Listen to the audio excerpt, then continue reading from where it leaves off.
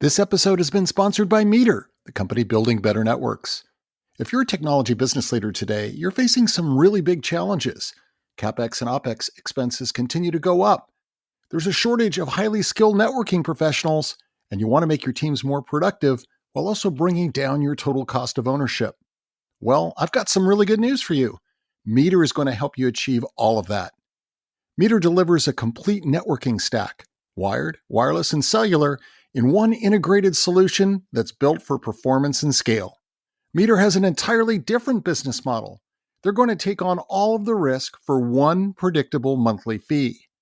For new networking installation, they're going to buy out your existing hardware and they'll install the new hardware. And if that hardware actually evolves and actually improves over time, they'll even upgrade you for free as that technology changes. With Meter, businesses are getting fast, secure, and scalable connectivity without the complexity of managing multiple providers or tools. How great is that? More simplicity, we all need that. Meter's single integrated networking stack scales from branch offices, warehouses, and large campuses all the way to data centers and is designed to give you deep control and visibility. Meter is reimagining what it means to get and stay online.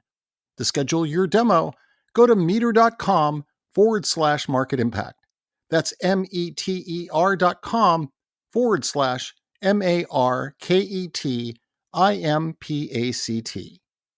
Welcome to another edition of Market Impact Insights, your podcast source for business leadership perspectives to help your business grow. Hear from experts in marketing, sales, business strategy, and more, with practical advice for business success.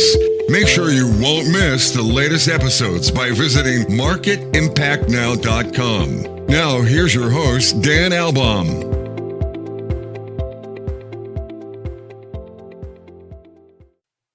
Welcome back to another amazing episode of Market Impact Insights. Today's conversation is all about how to create meaningful connection and really bring into your messaging and how you reach audiences, that human factor. How do we create an authentic, genuine, and powerful connection with audiences and do it in a way that really lifts your organization, positions your company in a unique way to form these high-quality customer relationships. We're so fortunate to have Shannon Hernandez here, and she's all about that joy in life and business. She's known around the world for the Content Personality Wheel and the Expand Method. She's also the founder of Joyful Business Revolution, where she and her team partner with online coaches and consultants to teach them how to grow their businesses for good, resulting in more joy, more time off, more profit with purpose. That sounds amazing. She's a sought-after expert in the world of online business strategy. Shannon has been featured on CBS, ABC, Fox, NBC. She's founded the Content Personality Club, the Confident Expert Program, and the Joyful CEO Mastermind Program. So she knows what we're talking about here. It's about meaningful connection. I can't wait to get into it. Shannon, welcome to Market Impact Insights. Thank you. I'm so happy to be here. So I want to really start out, just your story is fascinating because you've taken some interesting turns and pivots throughout your career. You actually made the decision, you transitioned from being an educator, you were a teacher, into now helping businesses scale their sales and marketing. What really drove you to make that pivot? Well, I think one of the things, and we're going to talk, everyone's going to hear me talk a lot about being human, especially in your marketing and your messaging. But teaching was probably one of the most human things I ever had to do. I was teaching 8th grade in Spanish Harlem. They were the crazy ones with the raging hormones, right? Yeah.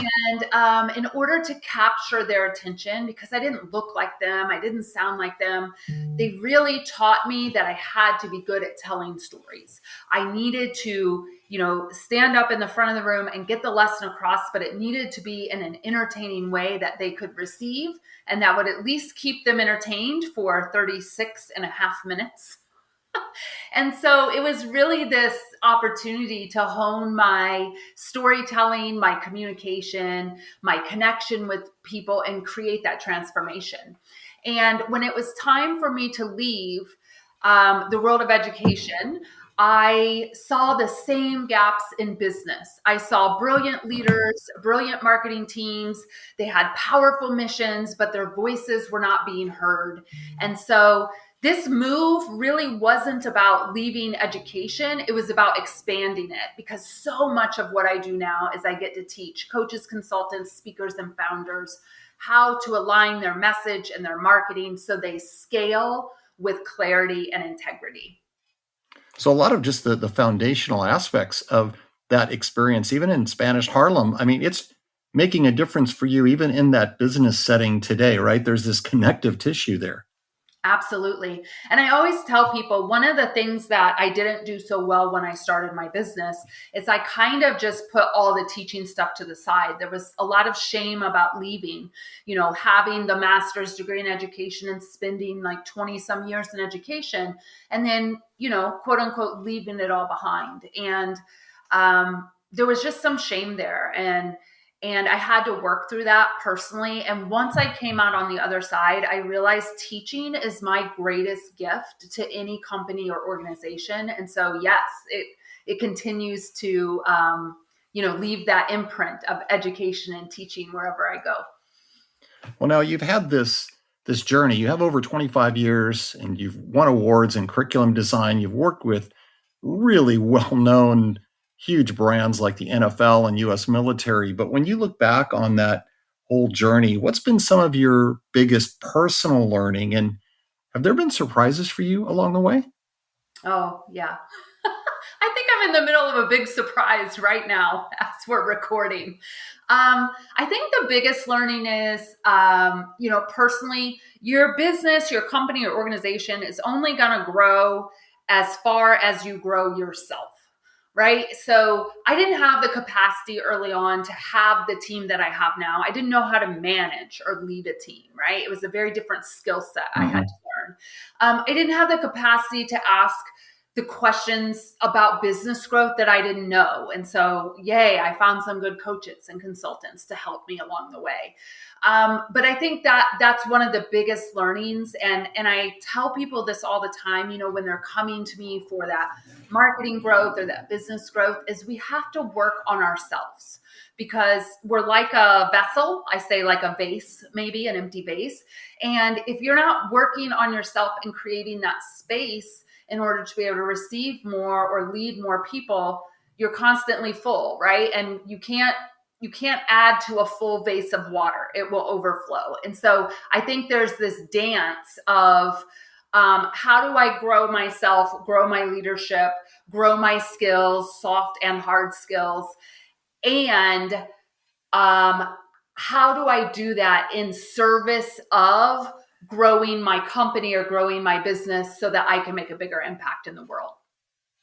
Yeah, it's really interesting, getting back to this humanness thing. And it feels like it's just so much easier for us to focus on other people and kind of helping them navigate through, and turning that mirror back on ourselves. Why is it so awkward? It's just harder to do that, isn't it?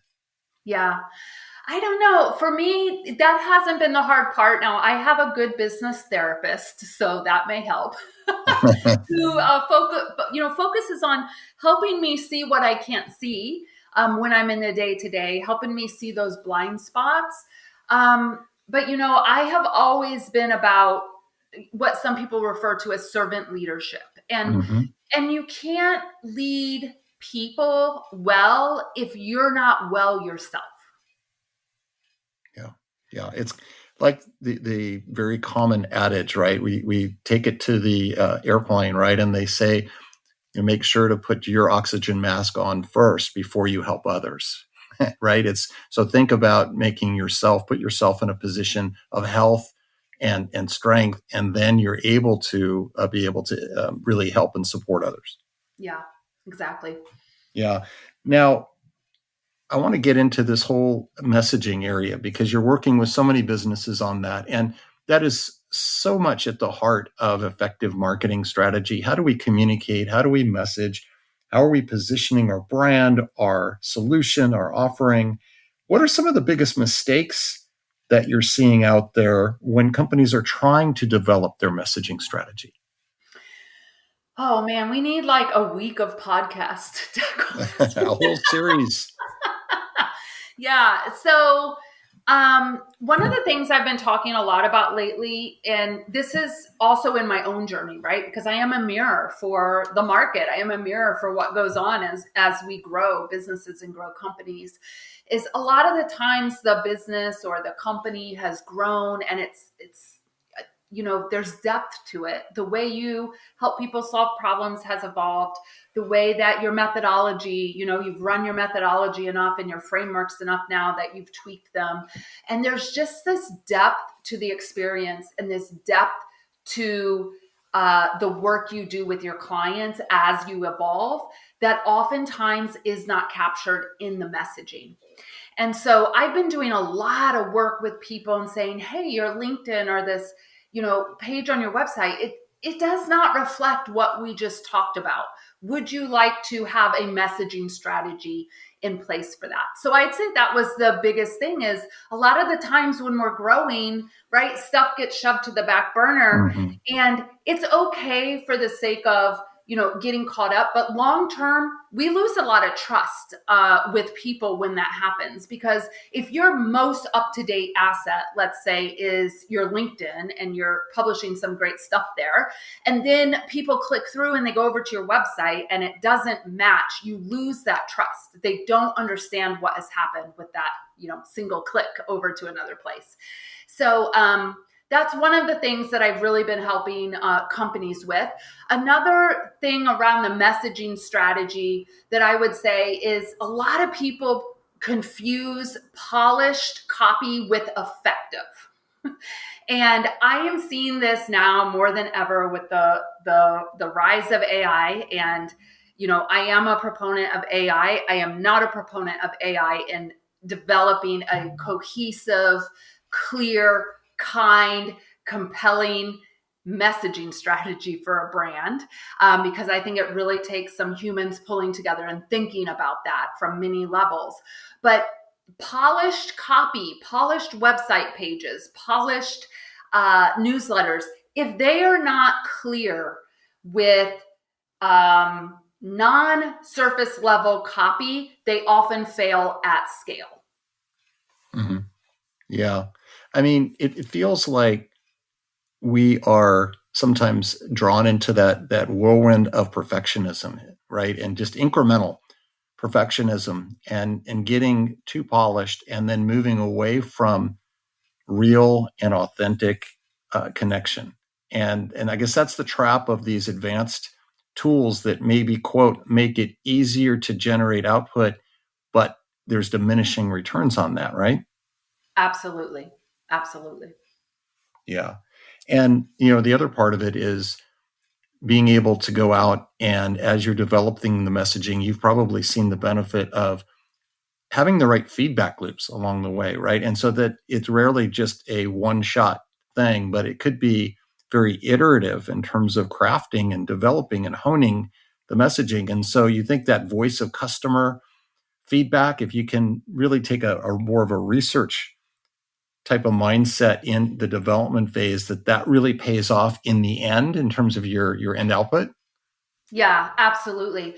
And one of the things that we've been working on with our clients, it is fun work. A lot of people don't think of, to do this, but as a messaging strategist, I'm thinking about it all the time is we will go and take their most recent, let's say 10 case studies or LinkedIn recommendations or testimonials that they got for client work. And we'll analyze those and really look at what is the customer saying. And this comes to the third biggest mistake is that, and it's what you're alluding to, Dan, is that often what we think they're thinking is not how they would say it. And so the message isn't heard, it isn't received. But the whole reason Joyful Business Revolution actually got rebranded to Joyful Business Revolution was because I lined up 10 or 20 testimonials and I saw it clear as day when I did it. There was a line in almost everyone. She brought the joy back to my business. She brought the joy back to my marketing. Shannon brought the joy back to my team. Shannon brought the joy back to scaling. And I was like, hey, there's something to this. here. Like, I should do this for myself, what I make my clients do. Yeah. Yeah. Well, you're all about creating this joyful business revolution. So let's get into that. What is this all about? Yeah, I know. It's really about using joy as a strategic asset, right? And so in many cases, joy seems to be the last thing that people, companies, organizations, whatever, they're thinking about. All right. They're thinking about a lot of things. I'm not saying that what they're thinking about is not important, but when I started putting joy at the front and center of this business, we grew to from a $250,000 company to nearly $1 million in less than 16 months. And it was a fast growth. like, and there were moments in there where I was like, I don't know, this may not be so joyful at this moment. But what I know is what did it mean for me to put joy at the front of my business strategy? Well, I'm going to talk about that in a minute. And it's going to be different for every single person. And that's why when we start with organizations, we work with companies, we're really looking at what are their values, their personal values, what are their business values, what are their non-negotiables, what are they not willing to bend on? Because those are the things that actually create joy in our lives and in our businesses, right? And so what it looks like here for Joyful Business Revolution is, everyone on my team knows what's important to them. They know what's important in terms of their values, in terms of their family, in terms of the days off that they want, in terms of the hours that they're going to work. When are they at their best, right? And then they also are like, what about, we do things like team retreats to build the trust among the team. And so when we do have the pitfalls that will happen with any team, we have those memories and those challenges and those joy points and those values to fall back on. And I believe that the whole world just put joy as the strategic asset at the front of business and companies and really took a look at, is everyone in the company in their role, in their personal power, doing the best they can? And if not, what can we shift so that happens? We would have a very different world than what we're seeing right now. Yeah. Well, what you're talking about there, we're coming back to servant leadership, because one of the important foundational aspects of that is that you're thinking about team first. You're putting that ahead of personal ego. And you're talking about as well, think about what the needs of the organization, the needs of the many are, as opposed to kind of being singularly focused on what my own need of one is. Absolutely. And we could do 5 episodes on this, right? Like, you just look at what's happening across the world in the politics and everything. It's like, if everyone could just slow down and get this one point, we would have such a different world that we're living in. Yeah. I mean, the other aspect in so many conversations that I have with leaders, when we talk about, and they're saying that crafting and defining a culture and then sustaining it, it's one of the hardest things they'll ever have to do. But I think what happens sometimes is we underestimate how closely we as a senior leader in an organization, that our behaviors are being watched at all times by everyone in the organization, because that alignment of actions to the words, that is so huge in terms of creating kind of a positive energy inside the organization. When there's misalignment and they see that the actions don't match the words, that's kind of I call it the trough of disillusionment, and it takes it in the other direction, right? So it's that there's accountability, I guess, as senior leaders, right? In terms of, do our actions match our words? Yeah, absolutely. Yeah. And you talked a little bit about AI, and there was some cautionary perception there in terms of how we're using AI responsibly in a good way. How do you see AI evolving how these relationships, company to customer, for example, are being developed? Where do you see it all heading, Shannon? Yeah. Well, I wish I had a magic ball, but I don't, alas. I think AI is good at handling efficiency. It's good at drafts and data and recognizing patterns. But I know that relationships will always require a human voice, a human heart, a human who's empathetic, caring, compassionate, will listen, even if the values are different than the person sitting across from them. And I fear, if we want to talk about where I think it's heading, I fear there's a lot of things happening in the world of AI that are trying to replace that human interaction. And I don't think it's going to be good long term. Yeah. I mean, there have been some publicized examples of where some companies have tried to incorporate AI to literally replace that human interaction element, like in the customer support, for example. And then they've almost pulled back because the results, and they had some negative outcomes. So they've actually kind of retrenched or pulled back. So there are some of these warning signs to say, well, wait a minute, there are some boundaries, or there should be. Yeah. And, I think the companies that will win, who are going to use AI, right? Those aren't going to be the companies who automate the most. But they're going to be the companies who find the time in AI to have it do what it does really well. And, productivity and pattern recognition, those things we talked about. But with the time that's freed up, there becomes some sort of exercise or capacity or experience for deeper human connection. And I don't really see anyone talking about that yet. I mean, we're talking about AI in terms of freeing up space and time and energy and all that. But then what do we do with that? We're back to this base of water that we talked about at the beginning, right? It feels like there's some important choices that are going to be out there for us all to make, which is, where do we want to redirect our focus and our energy if we're freed up from some of these different aspects, maybe some of the redundant or the repetitive tasks that can be automated. But if we're going to give quality time back to all these really smart people, how are they going to choose to use that time? I think that's a huge question you're teeing up there. Yeah. And it's an important question. And of course, this will go back to how companies see joy and values, and what are their people doing that, makes them happy and keeps them staying at work. So it'll be interesting to kind of see where this goes over time. Do you find that some of your client companies, even if you come and you ask the most basic of question, which is, share with me your why?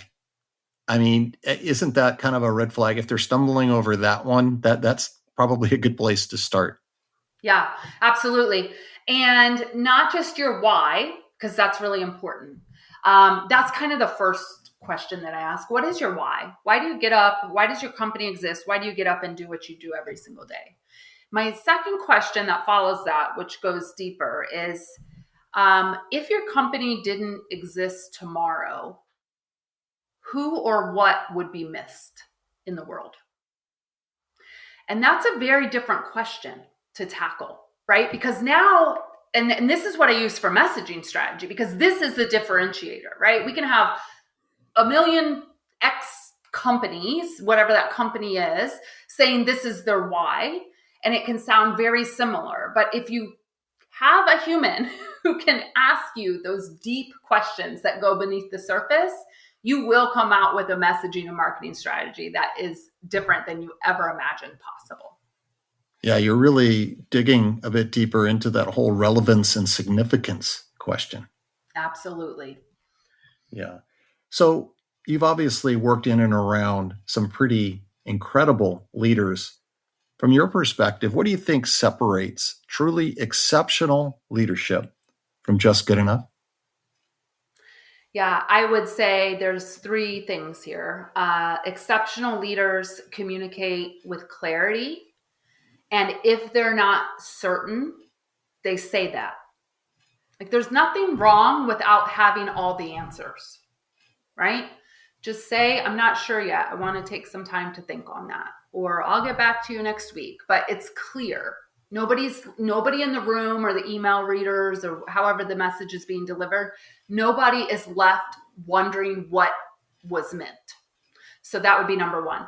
I would say number two, and we hit on this, you build trust by aligning your words with your actions. People are watching. Yes, they want to know, are you walking your walk and talking? That's right. We talked about that a few minutes ago. They're always watching. Yeah, always watching.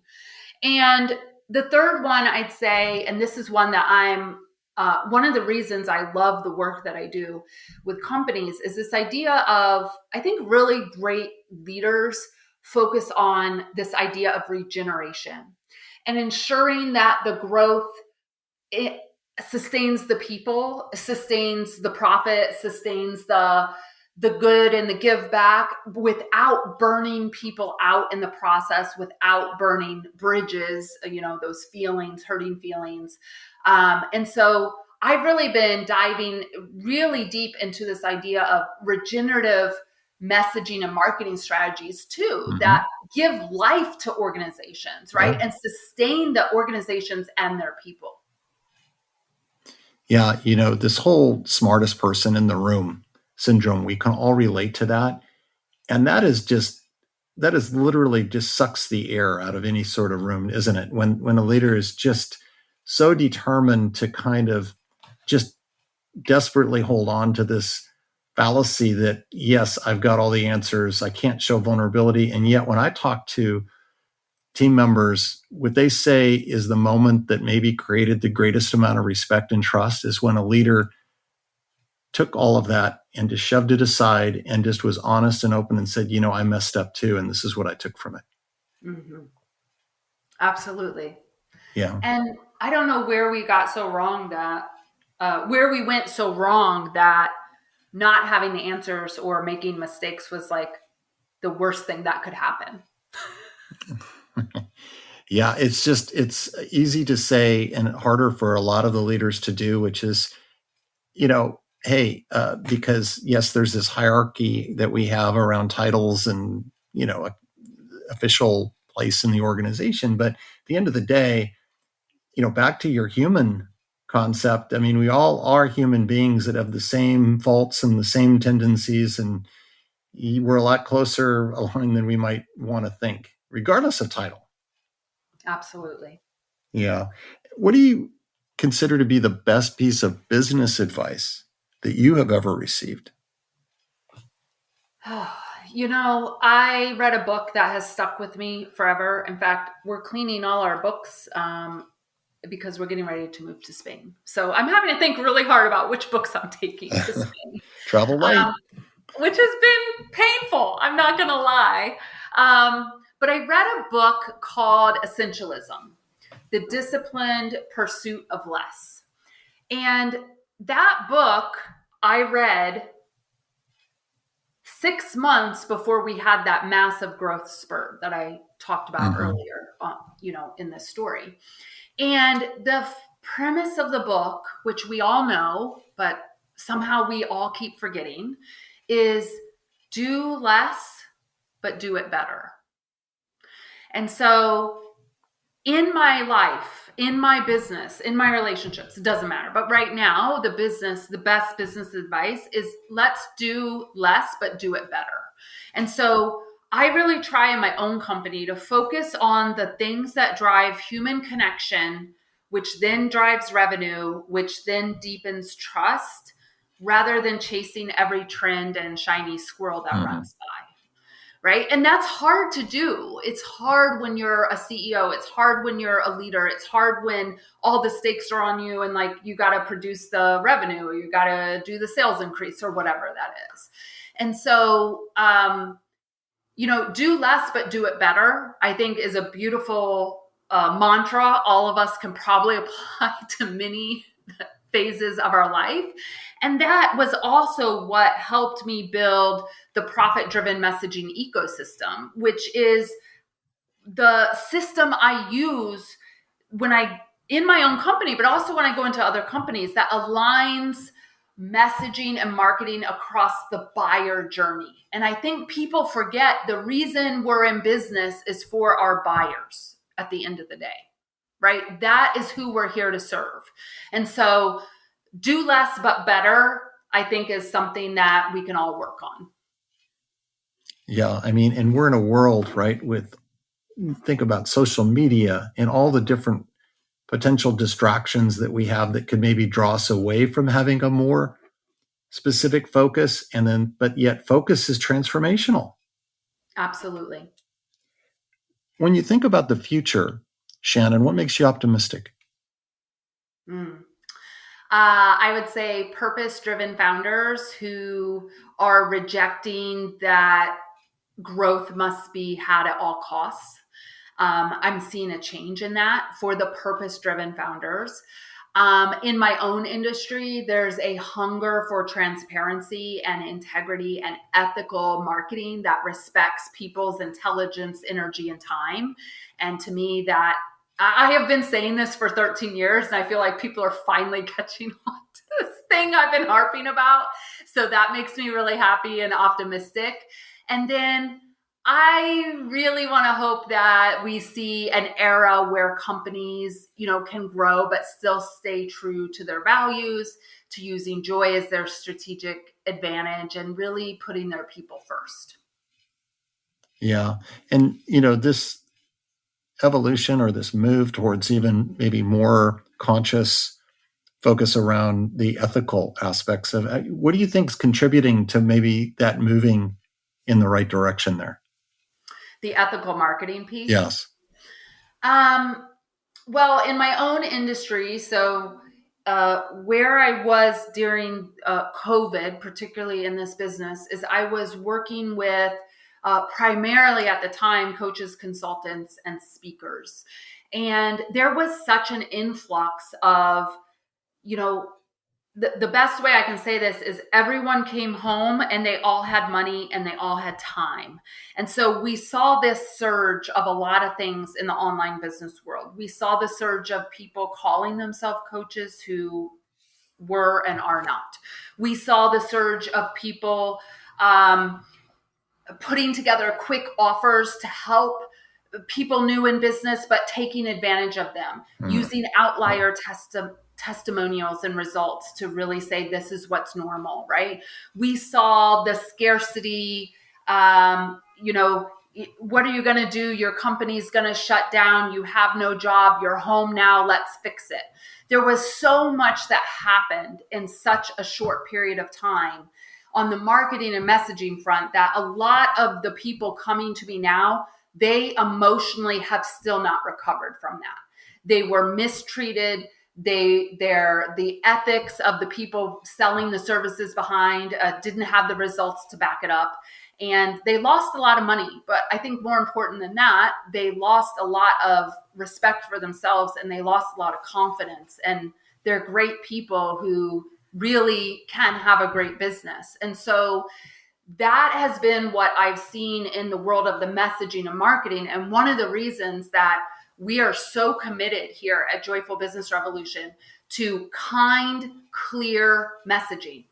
No scarcity, no pain point marketing, no beating people up with their trauma, like really helping people understand you can be a really good messenger for your mission and your brand without doing all those things. Do you have any other final advice for leaders that want to create a better connection with their audiences and elevate the performance of their teams? Yes, I think your message needs to energize you.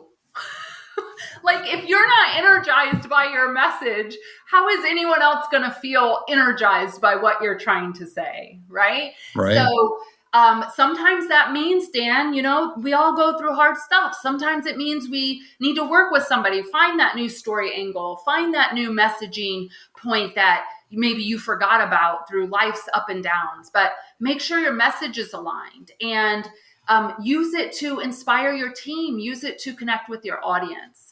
And then the other thing I would say, and I've said this so many times already, but clarity, kindness, and joy are not nice to haves. These are things that can really be strategic levers for growth if an organization embraces them. I like that. CKJ, clarity, kindness, and joy. What a way to wrap up our conversation. Shannon, thanks for joining, reminding us to be joyful and to focus on human-centered messaging to develop those quality customer relationships. Thanks again for coming on the podcast today. Thanks for having me. And a reminder, please continue to give the gift of feedback to help make this podcast even better. You can do that by going out and giving us a rating and a review. It's so easy to do on all the major podcast platforms, including Apple Podcast and Spotify. And as always, make sure to visit marketimpactnow.com for the latest in business leadership perspectives. So long until next time.